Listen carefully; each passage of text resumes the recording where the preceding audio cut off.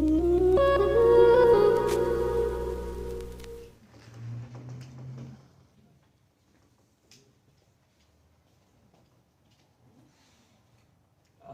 setting up the thing. I'm ready.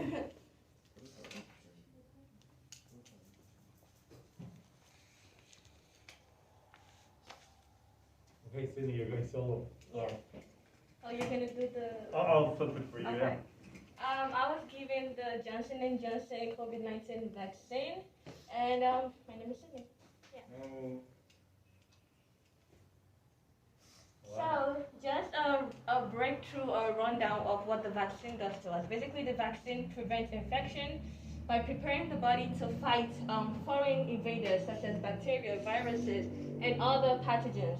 Now, all vaccine introduce into the body a harmless, I'm going to repeat that again, a harmless piece of particular bacteria or virus triggering an immune system. Now, most vaccines contain a weakened or a dead bacteria or virus. So I'm going to tell you the one that my own vaccine, Johnson & Johnson, had. Can you go to the next slide? Thank you.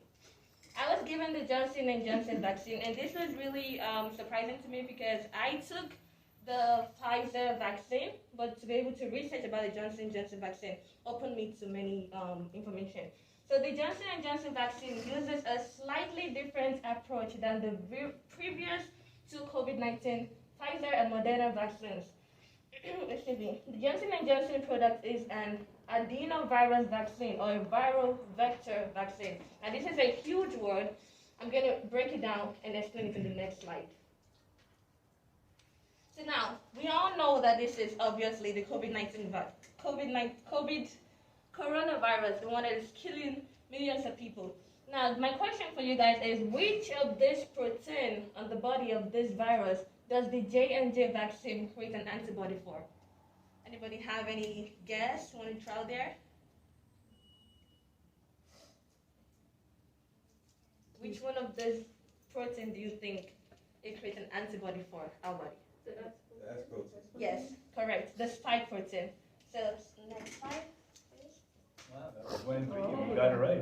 Good for you. You're correct. So the Johnson & Johnson vaccine, the people, the researchers behind this, added the gene for the coronavirus spike protein to another virus called Adenovirus 26.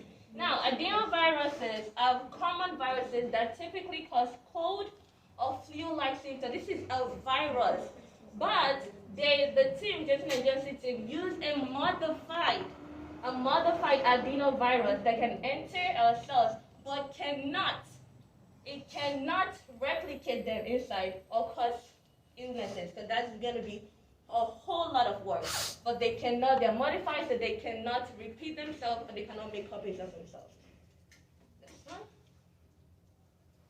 So now, how does the carrier vector gain entry into the cells? So when we go and take our vaccine, what does the vaccine do to our body? So basically, after the vaccine is injected into a person's arm, the adenoviruses, right, bump into our cells and latch onto protein on the surface. Now the cells engulfs the virus in a bubble and pulls it inside. So it brings it inside in a bubble. Once it's inside, the adenovirus escapes. So the vaccine escapes the bubble from and travels to the nucleus. The nucleus is where the chamber where the cell's DNA is stored. So now when it's inside the nucleus, what does it do? The next slide is going to explain this for us. So now when it's inside the nucleus, the adenovirus pushes its DNA into the nucleus. Now this DNA is engineered so it cannot make copies of itself, because if it keeps making copies, it's going to kill us. So it cannot make copies of itself, but the gene for the coronavirus spike protein can be read by our cell and copied into a molecule called messenger RNA or mRNA. So when we get the virus, we have that messenger telling us, oh, hello, this is a spike protein you need to activate. Next.